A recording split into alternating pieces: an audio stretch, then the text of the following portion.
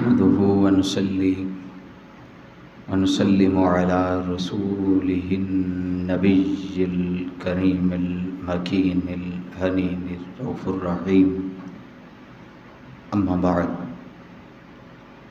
فأعوذ بالله من الشيطان الرجيم بسم الله الرحمن الرحيم وإنك لعلى خلق عظيم أو كما قال الله تبارك وتعالى في شان حبيبه إن الله وملائكته يصلون على النبي يا أيها الذين آمنوا صلوا عليه وسلموا تسليما اللهم صل على سيدنا ومولانا محمد رسوله النبي الأمي وعلى آله وأصحابه وذرياته علیہم اجمعین۔ میں نے آپ احباب کے سامنے قرآن مجید فرقان حمید کی سورہ القلم اس کی آیت نمبر 4 تلاوت کرنے کا شرف حاصل کیا ہے، جس میں اللہ رب العزت کی ذات نے ارشاد فرمایا وَإِنَّكَ لَعَلَى خُلُقٍ عَظِيمٍ، اور بے شک اے حبیب کریم صلی اللہ علیہ وسلم آپ عظیم الشان خلق پر قائم ہیں، یعنی آپ آداب قرآنی سے مزین ہیں اور اخلاق الہیہ سے متصف ہیں۔ اللہ کی ذات نے آپ کے اخلاق کو بلند اور باکمال بنا دیا ہے، اور آپ اخلاق کی ایک کمال بلندی پر فائز ہیں، اور آپ نے اخلاق کے اوج کمال کو پا لیا ہے۔ یہ آقا علیہ الصلوۃ والسلام کی ایک صفت کا اللہ رب العزت کی ذات نے تذکرہ فرمایا سورہ القلم میں۔ اب تاجدار کائنات صلی اللہ علیہ وسلم آپ کو اللہ رب العزت کی ذات نے خاتم النبیین بنایا ہے، یعنی نبوت اور رسالت کے سلسلہ کو ختم کرنے والا نبی اور رسول بنایا ہے،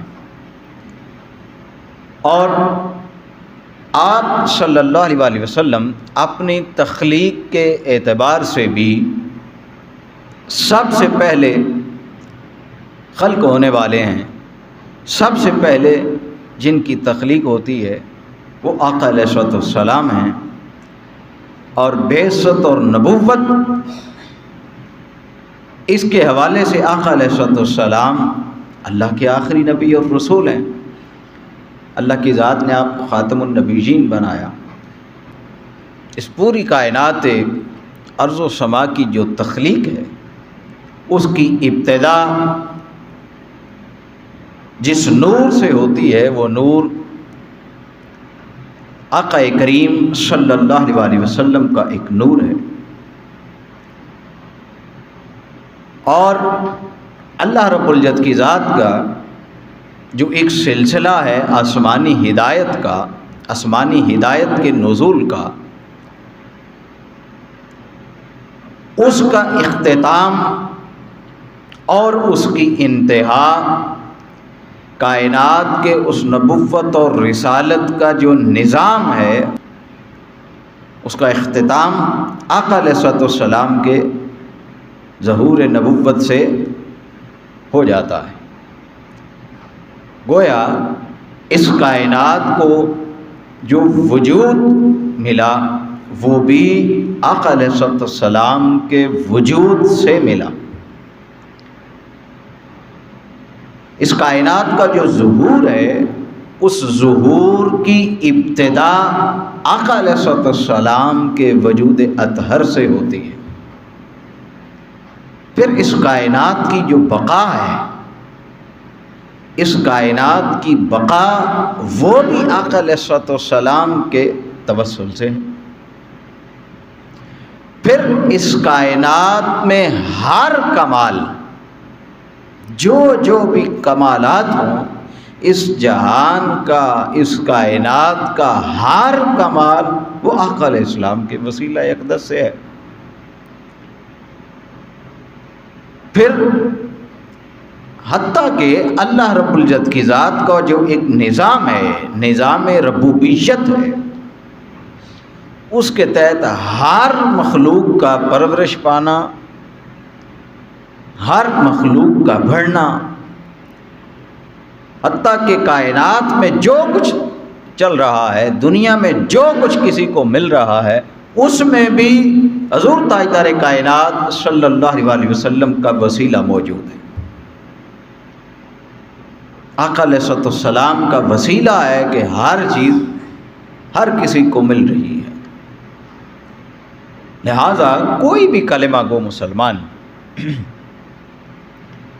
اس کا جینا اور اس کی زندگی اس وقت تک حلال نہیں ہے کہ جب تک وہ تاجدار ختم نبوت صلی اللہ علیہ وسلم سے وفادار بن کر اپنی زندگی نہ گزارے۔ جب تک ان سے وفاداری نہیں ہے اس کا جینا اور اس کی زندگی حلال نہیں ہے۔ اب چونکہ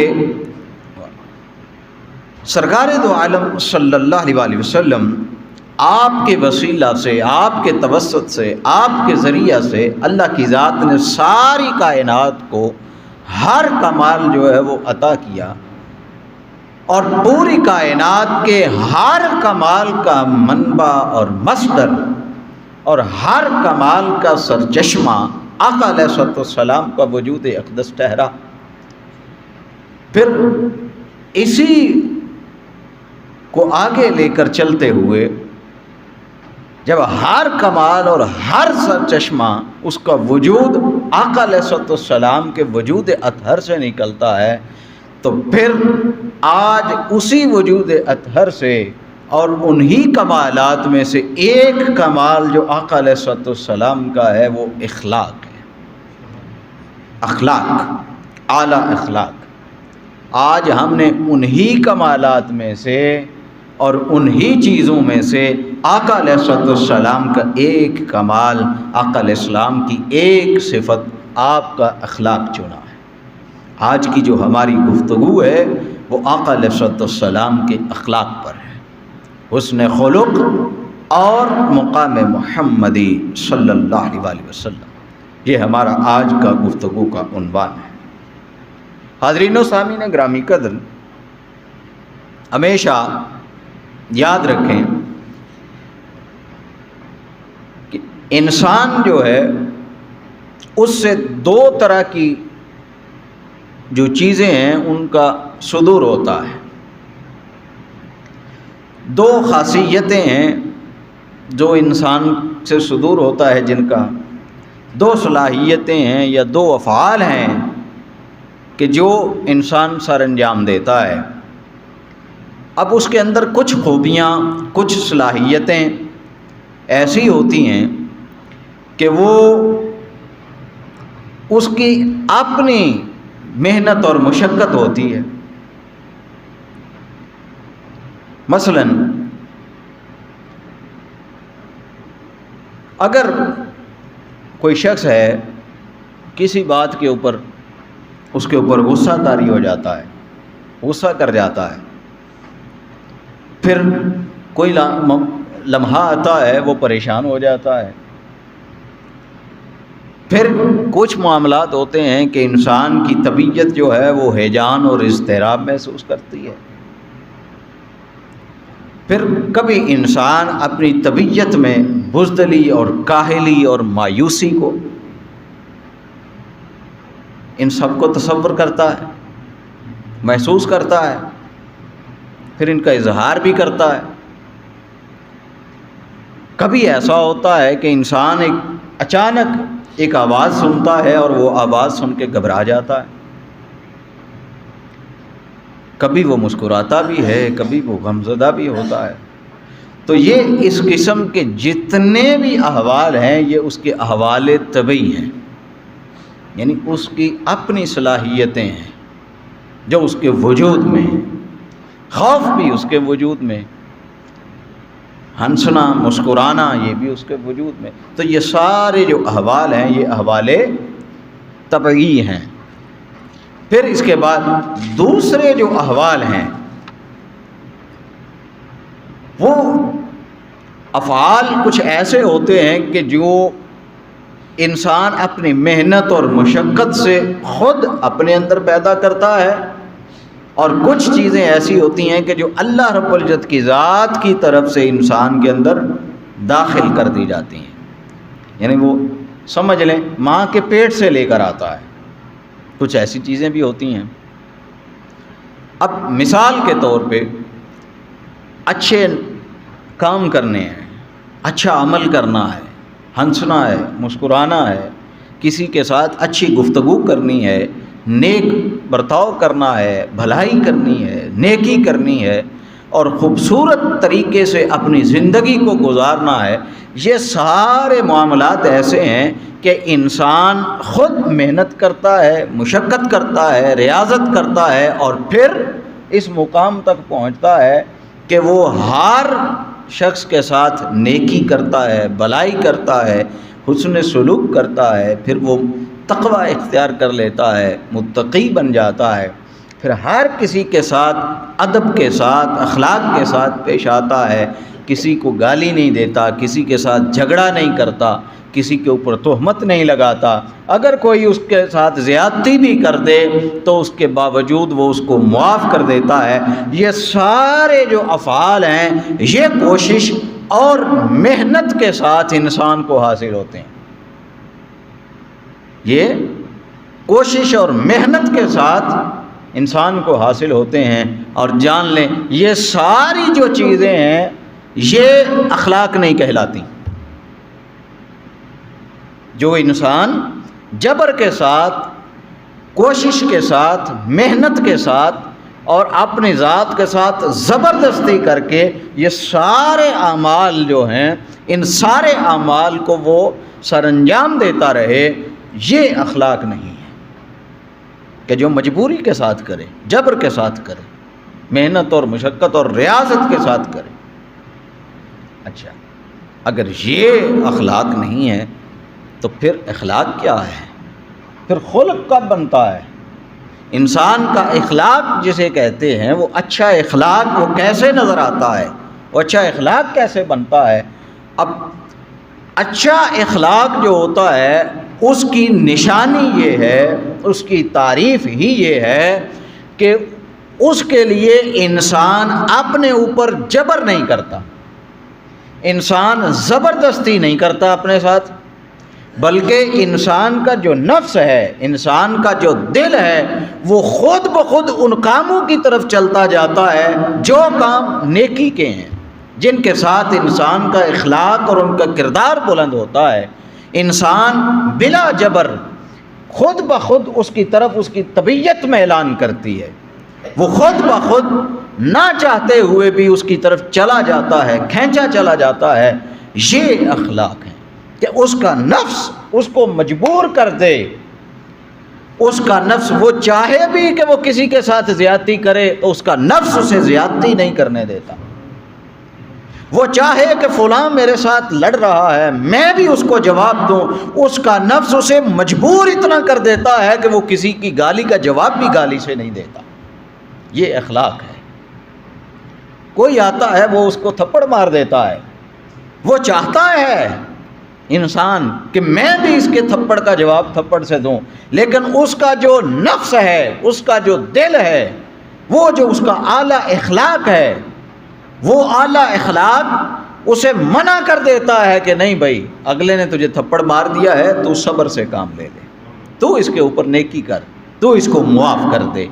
یہ جو آپ کا دل کرے کہ میں اس کے ساتھ زیادتی کر دوں، اس نے ظلم کیا ہے میں بھی بدلے میں ظلم کر دوں، وہ ظلم سے جب آپ کا نفس آپ کو روکتا ہے تو پھر آپ اخلاق کی بلندیوں پر پہنچتے ہیں. وہ اخلاق ہے. یہ نہیں کہ آپ جبر کے ساتھ اپنے آپ کو باندھ کر رکھیں، نہیں، آپ کا نفس خود از خود ایسے معاملات کی طرف آپ کی رہنمائی کرے اور آپ ایسے معاملات کی طرف چلتے چلے جائیں کہ جو آپ کو اعلیٰ سے اعلیٰ بناتا چلا جائے، آپ کے اپنے اوپر جبر بھی نہ ہو اور کسی ظلم اور زیادتی کا حصہ بننے کے لیے آپ کا نفس بھی مطمئن نہ ہو، آپ کا دل آپ کے عمل کی گواہی ہی نہ دے، آپ کا دل چاہے ہی نہ کہ آپ کے قدم ظلم کی طرف چلیں، زیادتی کی طرف قدم بڑھیں، آپ کی زبان سے کوئی غلط جملہ نکلے، آپ کا نفس نہ چاہے، آپ کا دل نہ چاہے، تو وہ اخلاق ہے، وہ اعلیٰ اخلاق ہے۔ جب اس کی طبیعت، اس کی رغبت اچانک نیک کاموں کی طرف ہو جائے، اس کا میلان نیکی کی طرف ہو جائے، پھر اس کے قدم کبھی بھی اس نیکی کے کام سے پیچھے نہ ہٹیں، وہ نیکی سمجھتے ہوئے ہر چھوٹے اور بڑے کا ادب کرے، وہ نیکی سمجھتے ہوئے ہر اپنے چھوٹے بچے کے ساتھ، اپنے عمر سے چھوٹے فرد کے ساتھ بھلائی کرے، نیکی کرے، ادب کرے، جی جی کرے، بسم اللہ کرے، اس کے ہاتھ چومیں، اس کی پیشانی چومیں، ایک ادب کے ساتھ اس کے ساتھ یہ سارا احسان والا معاملہ کرے، وہ اخلاق ہے، وہ اخلاق ہے۔ اور پھر یہ سارے معاملات کے اوپر اس کو استقامت رہے، وہ ثابت قدم بھی رہے ان معاملات پر، تو اس کے اخلاق مزید بلند تر ہوتے چلے جاتے ہیں۔ اب یاد رکھیں کہ یہ معاملہ ہے عام انسانوں کا، یہ عام انسانوں کا معاملہ ہے، جبکہ جو انبیاء ہیں علیہم السلام، انبیاء علیہم السلام کی صفت یہ ہے کہ وہ سارے کے سارے اعلیٰ سے اعلیٰ اخلاق اللہ کی بارگاہ سے لے کر آتے ہیں۔ انسان کو محنت کرنی پڑتی ہے، مجاہدہ کرنا پڑتا ہے، ریاضت کرنی پڑتی ہے، جبکہ انبیاء وہ جب مبعوث ہوتے ہیں یا ان کی ولادت ہوتی ہے تو وہ اللہ کی طرف سے یہ چیزیں لے کر اس دنیا میں آتے ہیں۔ اخلاق اللہ رب العزت کی ذات ان کے دلوں میں ودیت کر کے ان کو دنیا میں بھیجتا ہے، یہ صفت ہے انبیاء کی۔ اسی وجہ سے آپ دیکھیں، تاریخ اٹھا کر دیکھیں، کوئی نبی اور رسول ایسے نہیں ہیں کہ جب انہوں نے اعلان نبوت فرمایا، دو چار انبیاء کے علاوہ ہر نبی اور رسول اس نے اعلان نبوت کیا 40 سال کے بعد۔ جب 40 سال عمر ہو گئی تو 40 سال کی عمر کے بعد انہوں نے اعلان نبوت کیا، جیسے آقا علیہ الصلوۃ والسلام نے اپنی بعثت کا اعلان اور نبوت کا اعلان 40 برس کی عمر میں کیا، تو اسی طرح دو چار انبیاء کے علاوہ ہر نبی نے 40 برس کی عمر میں اپنی نبوت کا اور بعثت کا اعلان کیا۔ لیکن وہ جو گزشتہ 40 برس اپنی قوم میں گزارے ہیں، ان 40 برسوں میں کبھی کوئی نبی کسی کے ساتھ ظلم نہیں کرتا، حالانکہ اعلان نبوت 40 برس بعد ہے، لیکن بچپن اور پچھلے 40 برس کسی کو معلوم بھی نہیں ہوتا کہ یہ شخص جو ہمارے ساتھ زندگی گزار رہا ہے، یہ شخص آنے والے وقت میں نبی اور رسول ہوگا، کسی کو معلوم بھی نہیں ہوتا۔ لیکن وہ 40 برس جو نبی اور رسول اپنی قوم میں گزارتا ہے، ان 40 برسوں میں نبی سے نہ کوئی غلطی ہوتی ہے، نہ کوئی کوتاہی ہوتی ہے، نبی اس غلطی اور کوتاہی کے نام سے ہی بری ہوتے ہیں، انبیاء اس سے معصوم ہوتے ہیں۔ پھر نہ نبی اور رسول کی زبان سے کسی کو تکلیف پہنچتی ہے، نہ نبی اور رسول کے ہاتھ سے کسی کو تکلیف پہنچتی ہے، نہ ان کے اعمال سے کسی کو تکلیف پہنچتی ہے۔ نبی اور رسول نہ بد زبانی کرتے ہیں، نہ بد اخلاقی کرتے ہیں۔ انبیاء اور رسول ان کی صفت ہی یہ ہے کہ جب وہ 40 برس اپنی قوم میں گزار رہے ہیں، اس میں ہمیشہ وہ سخی کہلاتے ہیں، سخاوت ان کا اوڑھنا بچھوڑنا ہوتی ہے۔ انبیاء کبھی بخیل نہیں ہوتے، پھر کبھی کسی پر ظلم اور جبر نہیں کرتے، ان کے ساتھ کوئی زیادتی کرتے وہ اس کا بدلہ احسان کے ساتھ دیتے ہیں، ہر ایک کے ساتھ محبت کرتے ہیں، انبیاء اور رسول کسی کے ساتھ نفرت بھی نہیں کرتے۔ یہ 40 سال کا ان کا معمول رہتا ہے کہ وہ سخاوت میں، طہارت میں، پاکیزگی میں، سچائی میں، ہر زندگی کے معاملے میں وہ یکتا ہوتے ہیں۔ وہ اپنے معاشرے میں اپنی ایک الگ حیثیت، اپنا ایک الگ مقام، اپنا ایک الگ مرتبہ رکھتے ہیں۔ تبھی تو آقا علیہ السلام اعلان نبوت فرماتے ہیں اور پوچھتے ہیں لوگوں بتاؤ 40 سال میں نے اپنی زندگی کے تمہارے اندر گزارے ہیں، تو نے مجھے کیسا پایا ہے، کیسا دیکھا ہے مجھے؟ ہر شخص بآواز بلند یک زبان کہتا ہے کہ ہم نے آپ کو صادق اور امین پایا ہے، ہم نے آپ کو بد اخلاقی کرتے نہیں دیکھا، جھوٹ بولتے نہیں دیکھا، بد زبانی کرتے نہیں دیکھا، ظلم اور جبر کرتے نہیں دیکھا۔ یہ سارے معاملات آپ ہمارے سامنے رہے ہیں، ہم شاہد ہیں کہ آپ صادق اور امین ہیں۔ یہ 40 برس جو ریاضت ہے، مجاہدہ ہے، محنت ہے، مشقت ہے، یہ محنت اور مشقت اور مجاہدہ پھر انسان کو اس مقام اور مرتبے پر لے جاتا ہے، انبیاء کو اس مقام پر لا کھڑا کرتا ہے کہ پھر اس طائف کی وادی میں آقا علیہ السلام پر جو تاجدار انبیاء ہیں، وہ تاجدار انبیاء پر پتھروں کی بارش کر دی جاتی ہے، آقا علیہ السلام پر پتھر برسائے جاتے ہیں، آپ کے پیچھے نوجوان لگ جاتے ہیں، آقا علیہ السلام کو تکلیف اور اذیت دیتے ہیں، اور وہ 40 برس کی جو ریاضت ہے، جو مجاہدہ ہے، جو محنت ہے اپنے اخلاق کو بلند کرنے کی، معاشرے میں ایک اپنی حیثیت کو قائم کرنے کی، اس اخلاق کی وجہ سے،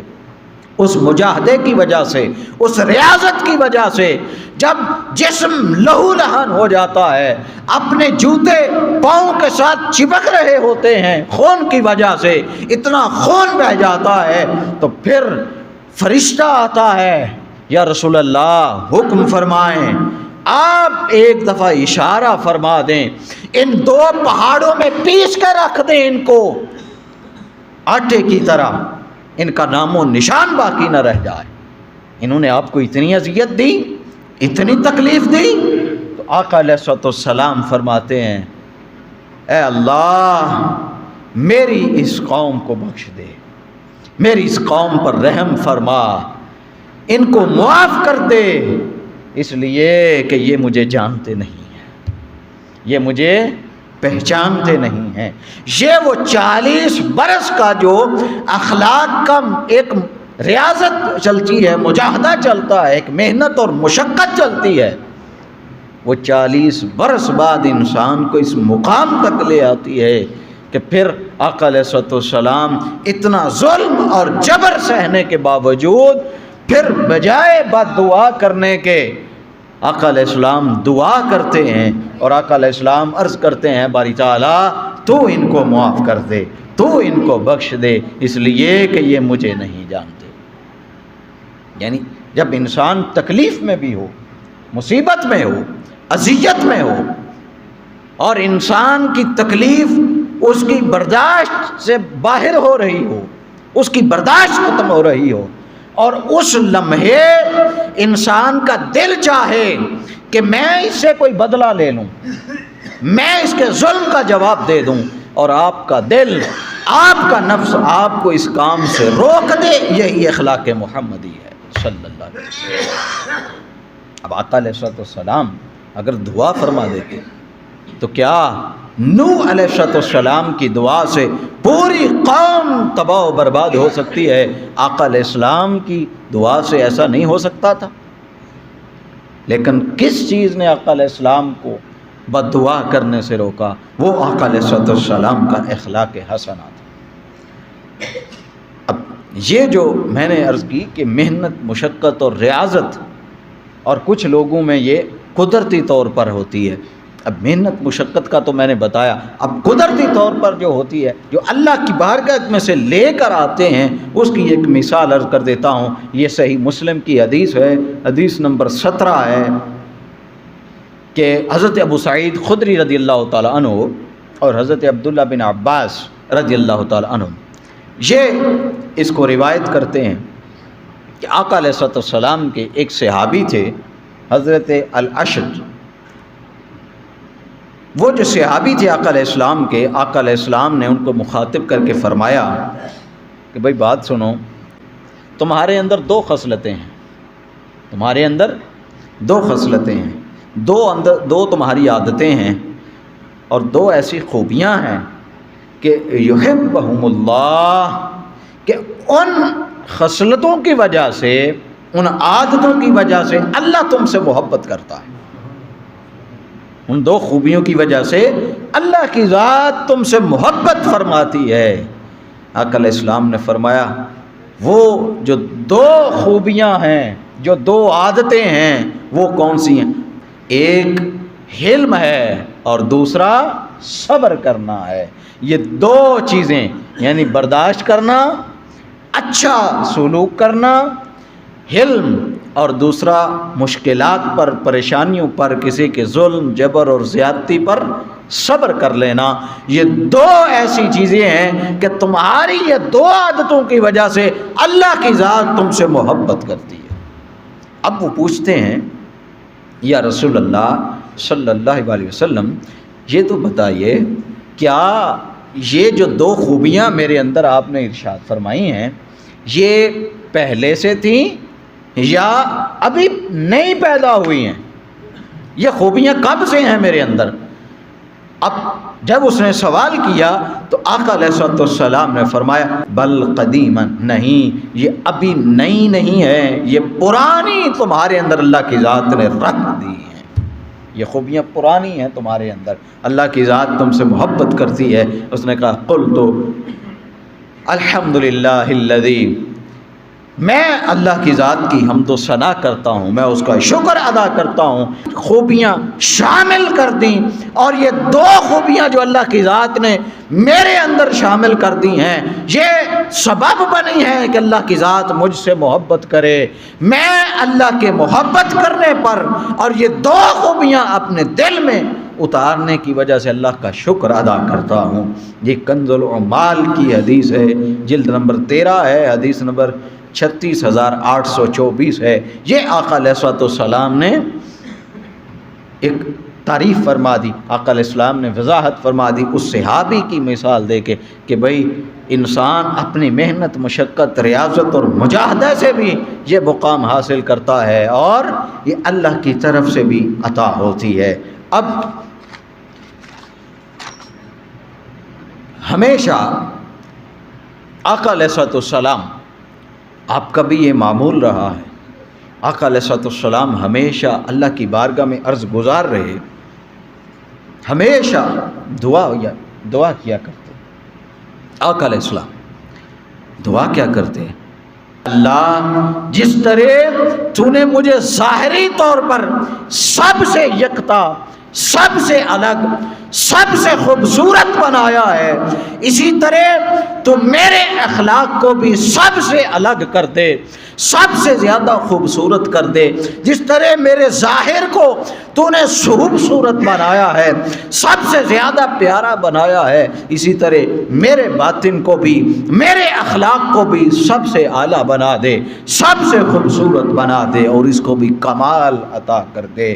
آقا علیہ السلام یہ دعا فرمایا کرتے. تو اللہ رب العزت کی ذات بتائیں، آقا علیہ السلام دعا کریں، کیا اللہ کی ذات وہ دعا قبول نہیں کرے گی؟ کرے گی. کیوں؟ اس لیے کہ ہر نبی اور رسول کی یہ صفت ہے کہ وہ جب بھی دعا کریں اللہ رب العزت کی ذات ان کی دعا کو فوراً قبول کرتا ہے. کبھی کسی نبی اور رسول کی دعا رد نہیں ہوتی، کبھی نہیں رد ہوتی، نہ وہ جنت میں رکھی جاتی ہے نہ وہ رد ہوتی ہے، بلکہ اسی لمحے جب وہ نبی اور رسول دعا کریں اسی لمحے اللہ کی ذات وہ دعا قبول کر لیتی ہے. اب آقا علیہ السلام اپنے اخلاق کو خوبصورت کرنے کی دعا مانگ رہے ہیں. اب اللہ کی ذات نے آقا علیہ السلام کی دعا کو قبول کر لیا تو بتائیں آقا علیہ السلام پر پھر اللہ کی ذات نے کتنے اخلاق اتارے ہوں گے. آقا علیہ السلام کے اخلاق کو کتنا بلند کیا ہوگا، کتنا خوبصورت کیا ہوگا، کتنا اللہ کی ذات نے آقا علیہ السلام کے اخلاق کو نکھارا ہوگا۔ لوگوں، آقا علیہ السلام اسی وجہ سے سب سے الگ تھے، سب سے الگ ہیں، سب سے یکتا تھے، سب سے یکتا ہیں کہ آقا علیہ السلام اس کمال تک ہیں کہ وہاں کوئی کمال نہیں پہنچ سکتا۔ کمال کی بھی کمال بلندیوں پر آقا علیہ السلام موجود ہیں، آپ کا اخلاق وہاں موجود ہے۔ آقا علیہ السلام ہمیشہ یہی دعا کرتے، اے اللہ، اے میرے باری تعالیٰ، ہمیشہ مجھے اعمال کو اچھا کرنے کی توفیق دے، اعمال کو خوبصورت کرنے کی توفیق دے کہ میں اچھے اور خوبصورت اعمال وہ سر انجام دیتا رہوں۔ اور یا اللہ، اے میرے رب، میرے اخلاق کو بھی سنوار دے، میرے اخلاق کو بھی حسن دے دے، اس کی بھی سیرت کو نکھار دے، اس کی صورت کو نکھار دے، اور میرے اخلاق کو بلند کر دے، اور مجھے اس راستے پر چلنے کی توفیق دے۔ یہ آقا علیہ السلام دعا فرمایا کرتے۔ وہ اب آپ کو معلوم ہو گیا کہ اخلاق وہ چیز ہے کہ ہمیشہ نیکی کی طرف چلنا ہے، ہمیشہ اچھائی کے راستے پر رہنا ہے، ہمیشہ اپنے لوگوں کے ساتھ اچھا سلوک کرنا ہے، اچھی گفتگو کرنی ہے، ہمیشہ سہولت دینی ہے ہر کسی کو۔ تو اب میں آپ کو اس کی بشارت بھی دیتا ہوں۔ اب میں آپ کو آقا علیہ السلام کی ایک اور حدیث سناتا ہوں کہ جو ان کاموں پر پورا اتر آئے۔ آقا علیہ السلام نے فرمایا، یہ مت سمجھنا کہ تمہیں اس کی کوئی اجرت نہیں دی جائے گی، بھائی جو بھی کام کیا جاتا ہے اس کی اجرت ہوتی ہے، معاوضہ ہوتا ہے۔ تو اللہ کی ذات کی رضا کے لیے آپ کوئی فعل سر انجام دیں اور اللہ کی ذات آپ کو اجر نہ دے، ایسا ممکن نہیں ہے۔ اگر آپ کے اخلاق اعلیٰ ہو جاتے ہیں، آپ کی طبیعت معتدل ہو جاتی ہے، اور آپ اعتدال پر رہتے ہیں، اخلاق پر قائم اور دائم رہتے ہیں، اور اسی پر ہمیشہ استقامت کے ساتھ جمے اور ڈٹے رہتے ہیں، تو پھر آقا علیہ السلام نے فرمایا، جان لو کہ اللہ کی ذات نے نبوت کے حصوں میں سے تمہیں ایک حصہ عطا کر دیا ہے۔ یہ جو اعلیٰ اخلاق ہیں، جو اعتدال ہے طبیعت کا، یہ نبوت کے 24واں حصہ ہے، نبوت کا 24واں حصہ ہے جو اللہ کی ذات نے تمہیں عطا کر دیا ہے۔ کس وجہ سے؟ اس وجہ سے کہ آپ نے اپنے اخلاق کو بلند کر لیا، آپ نے اپنی طبیعت میں اعتدال لے آئے، آپ نے اپنی طبیعت کو معتدل رکھا۔ اب اخلاق بلند کیسے ہوں گے؟ ہم نے یہ ساری اخلاق کی گفتگو تو کر لی، اب سوال تو یہ ہے نا کہ بھئی ہمارے جو اخلاق ہیں وہ بلند کیسے ہوں گے، بہتر کیسے ہوں گے؟ ظاہر ہے کوئی بھی علم آپ نے سیکھنا ہو اس کے لیے اس کا استاد ہونا شرط ہے۔ آپ نے قرآن مجید سیکھنا ہو تو استاد ہونا شرط ہے، اگر استاد نہ ہو تو آپ قرآن کس سے سیکھیں گے؟ آپ نے ڈگریاں لینی ہیں، اسکول جانا ہے تو استاد لازم ہے، استاد کے بغیر تو ڈگری لینا بھی ممکن نہیں ہے۔ تو پھر اخلاق کو سنوارنے کے لیے ہمیں کیا کرنا ہوگا؟ اخلاق کو سنوارنے کے لیے ہمیشہ یاد رکھیں، آپ کو اپنی صحبت اور اپنی سنگت اس کو تبدیل کرنا ہوگا۔ اپنی صحبت اور سنگت اور اپنی دوستیاں، اپنی مجلسیں، ان کے گرد نظر دوڑانی ہوگی، ان کو دیکھنا ہوگا کہ آپ کس مجلس میں بیٹھتے ہیں، اس لیے کہ جیسی صحبت ہوتی ہے ویسے کا ویسا انسان پر رنگ چڑھ جاتا ہے، جیسی صحبت ہوتی ہے ویسا رنگ چڑھتا ہے۔ اگر آپ نیک اور اچھے لوگوں میں بیٹھیں گے، آپ اخلاق کی بلندیوں والے کسی انسان کے پاس بیٹھیں گے تو آپ کا بھی اخلاق بلند ہوگا۔ اگر آپ کسی عبادت گزار کی صحبت اور سنگت میں بیٹھیں گے تو آپ کے دل میں بھی عبادت کا شوق پیدا ہوگا۔ اگر آپ بھی کسی ایسے فرد کے پاس بیٹھیں گے کہ جس کا دل عشق مصطفیٰ صلی اللہ علیہ وسلم سے معمور ہے اور تر ہے تو آپ کو بھی عشق کی خیرات مل جائے گی.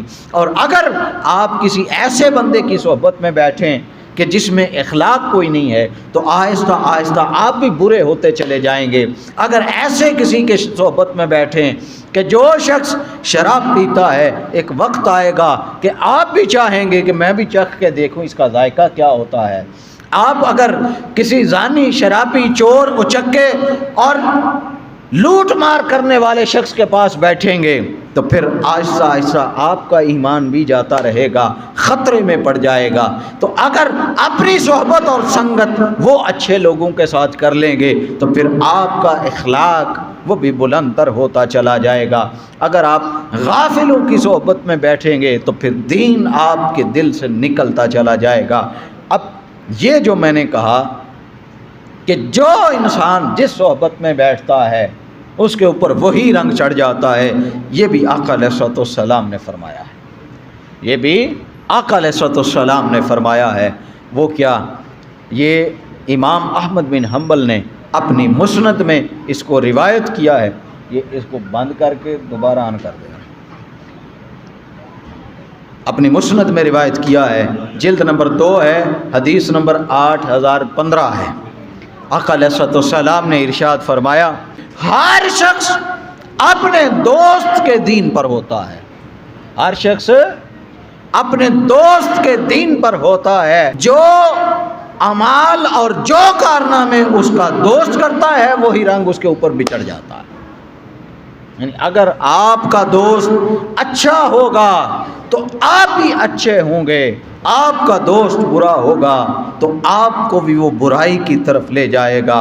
اب یا اللہ ہمیں بتائیے، اے ہمارے رب ہمیں بتائیے کہ پھر ہم کن کی صحبت میں بیٹھیں، ہم کن کی سنگت میں بیٹھیں، ہم کن کے پاس بیٹھیں کہ ہمارے اخلاق بلند ہو جائیں. فرمایا ہاں وَكُونُوا مَعَ الصَّادِقِينَ، ہمیشہ اگر صحبت اور سنگت لینی ہے تو سچے اور صادق لوگوں میں بیٹھا کرو. یہ سچے اور صادق لوگوں میں بیٹھنا یہ تمہیں نیک اور سچا بنا دے گا. پھر اسی طرح آقا علیہ السلام نے اس کی تشریح فرماتے ہوئے آقا علیہ السلام نے فرمایا ہم القوم لا یشقی بہم جلیسہم، لوگو اللہ کا ذکر کرنے والے جو اچھے لوگ ہیں ان کی مجلس میں اور صحبت اور سنگت میں بیٹھا کرو. وہ کبھی محروم نہیں رہتا، کچھ نہ کچھ اس کے اوپر بھی اس کا رنگ چڑھ جاتا ہے کہ جو ہمیشہ اچھے اور نیک لوگوں کی صحبت میں بیٹھتا ہے اس کے اوپر بھی اچھا رنگ چڑھ جاتا ہے. اب یہ جو صحبت اور سنگت ہے، یہ صحبت اور سنگت یہ انسان کے تن کو، اس کے من کو، اس کے جسم کو، اس کے ظاہر کو، اس کے باطن کو، اس کے نفس کو، اس کی روح کو، اس کے دل کو بالکل یکساں تبدیل کر کے رکھ دیتی ہے. یہ صحبت اس کے دل پر اترتی ہے اور انسان کو تبدیل کر دیتی ہے. یہ ہمیشہ جتنے ائمہ، صلحاء، صالحین وہ ہمیشہ کسی نہ کسی کی صحبت میں رہے. حضرت امام اعظم ابو حنیفہ جو ہمارے امام ہیں اہل سنت کے، فقہ حنفی کے امام اعظم ابو حنیفہ، وہ خود فقہ کے امام، اتنے بڑے عالم دین، اور وہ اپنی صحبت اور سنگت کس کے ساتھ رکھتے؟ جو مجذوب تھے، حضرت بہلول دانا. وہ بہلول دانا کی جا کے مجلس میں بیٹھا کرتے. اب وہ بہلول دانا ایک مجذوب، ایک مجذوم، جسے ہم نیم پاگل شخص کہتے ہیں اپنی زبان میں، مجذوب کی صحبت اور سنگت میں حضرت امام اعظم ابو حنیفہ جا کے بیٹھا کرتے. پھر حضرت امام مالک خود فقہ کے امام ہیں، بہت بڑے امام فقہ کے، امام مالک وہ خود فقہ کے امام، اور جا کے صحبت اور سنگت لیتے ایک ولی حضرت محمد بن المنقدر کی، وہ ان کی صحبت میں بیٹھے. پھر حضرت امام شافعی تھے، وہ اپنے وقت کے ایک جلیل القدر امام اور امام فقہ تھے، اہل سنت کے امام ہیں.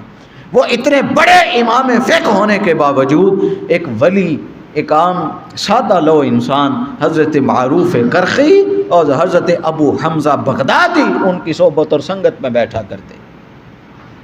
ان کا مقام اور ان کا مقام علمی حوالے سے اگر دیکھا جائے تو یہ زیادہ علم والے تھے. ان کے پاس اتنا علم نہیں تھا لیکن ان کے پاس اخلاق تھے، ان کے پاس کردار تھا، ان کے پاس سیرت تھی. ان کے تن من کے اوپر آقا علیہ الصلوۃ والسلام کے اخلاق کی تجلیات پڑ چکی تھیں. ان کے اوپر آقا علیہ السلام کے اخلاق کا رنگ چڑھ چکا تھا. آقا علیہ الصلوۃ والسلام کے صحبت اور سنگت میں بیٹھنے والے لوگوں کی صحبت اور سنگت اختیار کر کے ان کے اوپر بھی وہ اخلاق کا رنگ چڑھ چکا تھا. اسی وجہ سے امام احمد بن حنبل بھی فقہ کے امام ہونے کے باوجود ہمیشہ حضرت بشر الحافی کی صحبت اور سنگت میں بیٹھا کرتے یا ابو حمزہ بغدادی کی صحبت میں بیٹھا کرتے. اب امام احمد بن حنبل کو دیکھیں، فقہ کے امام، علم کے ایک سرچشمہ اور علم کے ایک سرتاج، اور حضرت بشر الحافی وہ کہ جو شراب خانہ چلاتے تھے. اور ایک دن ایسا آیا کہ اللہ کی ذات نے توبہ کی توفیق دے دی اور ننگے پاؤں اللہ کی بارگاہ کی طرف دوڑے اور پھر کبھی پلٹ کر اپنی اس زندگی میں نہیں گئے. امام احمد بن حنبل ہمیشہ ان کی صحبت اور سنگت میں بیٹھا کرتے. لوگوں ہمیشہ اچھے لوگوں کی صحبت اور سنگت اختیار کرو، ہمیشہ نیک لوگوں کی صحبت اور سنگت اختیار کرو. وہ آہستہ آہستہ آپ کے اخلاق کو سنوار دے گی. نیک لوگوں کی صحبت اور سنگت وہ آپ کے دل پر، آپ کے نفس پر، آپ کی روح پر ایسے اثرات چھوڑے گی کہ آپ کے اخلاق بلند سے بلند تر ہوتے چلے جائیں گے. نیکوں کی صحبت آپ کو نیکی کی طرف لے جائے گی، بد لوگوں کی صحبت آپ کو بدیوں کی طرف لے جائے گی. ہمیشہ اعتدال کے راستے پر رہیں، اخلاق کے راستے پر رہیں کہ یہ آقا علیہ السلام کا طریقہ ہے، یہ آقا علیہ السلام کی سنت ہے. اب وہ لمحہ یاد کریں کہ جب آقا علیہ السلام مکہ میں موجود ہیں، 13 سال تک آقا علیہ السلام کے ساتھ ظلم کیا جاتا ہے. آقا علیہ السلام کے دین کو رد کر دیا جاتا ہے، آقا علیہ السلام کی تبلیغ کو رد کر دیا جاتا ہے. آقا علیہ السلام کے رستوں میں کانٹے اور جھاڑیاں بچھائی جاتی ہیں. آقا علیہ السلام نماز ادا کرتے ہیں، آپ کے اوپر جانور کی اوجری لا کے رکھ دی جاتی ہے. آقا علیہ السلام پر کوڑا پھینکا جاتا ہے. آقا علیہ السلام کو بازاروں میں قتل کی دھمکیاں دی جاتی ہیں. آقا علیہ السلام کو قتل کرنے کے منصوبے بنائے جاتے ہیں. یہ وہ معاشرہ 13 سال اور آخر تنگ آ کے آقا علیہ السلام کو اپنے وطن سے نکلنا پڑتا ہے، ہجرت کرنی پڑتی ہے. وہ وطن سے بھی نکال دیتے ہیں. آقا علیہ السلام جب 21 سال گزر جاتے ہیں، 22 سال 22 سال ان کے ظلم کے اوپر ایک داستان ہے کہ جب وطن سے نکل گئے 10 سال آقا علیہ السلام مدینہ رہے. ان 10 سالوں میں 88 جنگیں انہوں نے مسلط کی. کتنی؟ 88 جنگیں آقا علیہ السلام نے لڑی. احد میں اپنے دندان بھی شہید کروائے، اپنے چچا کو بھی شہید کروایا، اپنے چند جاں نثاروں کو بدر میں بھی شہید کروایا. آقا علیہ السلام نے خندق میں بھی شہید کروایا، احد میں نقصان اٹھایا. یہ سارا کچھ ہوتا رہا، ظلم ہوتے رہے، اپنے دندان مبارک شہید ہو گئے. لیکن جب آقا علیہ السلام کو اللہ کی ذات نے ان پر فتح دی، 21 سال کے وہ تمام ظلم، وہ جبر، وہ زیادتیاں، وہ ساری اب ہر شخص ہاتھ باندھے سر جھکائے کھڑا ہے کہ ہم نے 21 سال اس شخص کے ساتھ کوئی کمی نہیں کی، ہم نے ہر طرح کا ظلم اور ستم اس پر کر دیا ہے. آج یہ شخص، آج محمد بن عبداللہ صلی اللہ علیہ وسلم ہمارے اوپر فتح یاب ہو چکے. آج ان کی زبان ہلنے کی دیر ہے، ذرا سے لب ہلیں گے اور ادھر ہماری گردنیں اتار دی جائیں گی. ہر شخص کپ کپا رہا ہے، ہر شخص خوف کے مارے اپنی گردن جھکا کے کھڑا ہے. کب اعلان ہو اور ہماری گردن اتاری جائے. ایک آواز گونجتی ہے حرم مکہ میں، وہ آواز گونجتی ہے، یا معاشر قریش، اے قریش کے لوگوں، ما ترون انی فاعل فیکم، کیا تمہیں یاد ہے تم نے میرے ساتھ کیا کیا کچھ کیا ہے؟ یاد ہے نا اے اہل قریش، کیا تمہیں معلوم ہے اس کے بدلے اب میں تمہارے ساتھ کیا کرنے والا ہوں؟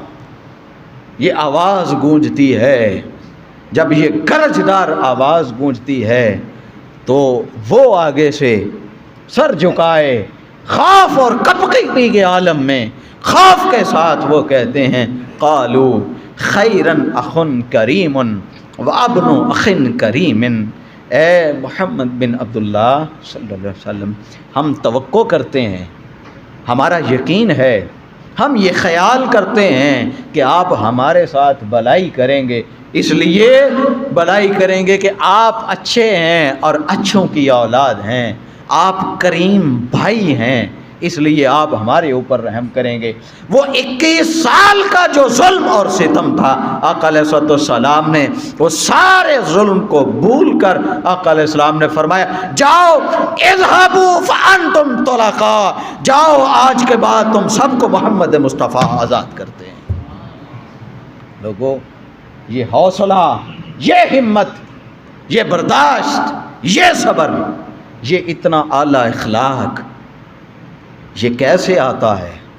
یہ آقا علیہ الصلوۃ والسلام جو ہمہ وقت اللہ کی ذات کے اخلاق کے سائے میں رہے ہیں، وہ اللہ کی ذات کے اخلاق کے سائے میں رہنا، وہ اللہ کی ذات کے اخلاقات کا پرتو آقا علیہ الصلوۃ والسلام پر پڑتا رہا، اور وہ پرتو اس حد تک آقا علیہ الصلوۃ والسلام پر پڑا، اور آقا علیہ السلام اللہ کے اخلاق میں اس طرح رنگ گئے کہ ام المومنین حضرت عائشہ نے فرمایا کان خلقہ القرآن۔ تم پوچھتے ہو مصطفیٰ کی اخلاق کیا ہے؟ ارے کوئی ایک ہو، چند گنتی کے ہوں تو میں گن کے بتا دوں یہ اخلاق ہیں مصطفیٰ کے۔ ارے جاؤ قرآن کا جو لفظ اٹھا کے دیکھ لو، قرآن کی جو آیت اٹھا کے دیکھ لو، قرآن کا جو سپارہ اٹھا کے دیکھ لو، ہر جگہ تمہیں مصطفیٰ کا اخلاق نظر آ جائے۔ یہ آقا علیہ السلام پر اخلاق کا پرتو تھا۔ آقا علیہ السلام اخلاق کی ان بلندیوں پر تھے۔ لوگوں، آج بھی ضرورت اس امر کی ہے، ہمارے معاشرے میں یہ اخلاق اور یہ ادب ختم ہو گئے۔ ضرورت اس چیز کی ہے کہ لوگوں آج ہم آقا علیہ السلام کی سنت کو اجاگر کریں۔ ہمارے ساتھ کوئی ظلم کرے ہم چپ ہو جائیں، ہم اس ظلم کا جواب ظلم سے نہ دیں۔ کوئی ہمیں تھپڑ مار دے ہم اس کو معاف کر دیں، کوئی ہمیں گالی دے دے ہم اس کو معاف کر دیں، کوئی ہمارے ساتھ ظلم اور زیادتی کر دے بدلے میں ہم اس کے ساتھ نیکی کر دیں، سخاوت کر دیں، یتامہ، مساکین اور غرباء کے ساتھ نیک سلوک کریں، اپنے بچوں کے ساتھ اچھا سلوک کریں، ادب کے ساتھ رہیں، بچوں کے ساتھ بھی اخلاق سے رہیں، اپنی بیویوں کے ساتھ اخلاق سے کام لیں، پھر اپنے جو بڑے ہیں ان کا ادب کریں، ان کا اخلاق کے ساتھ ان سے پیش آئیں۔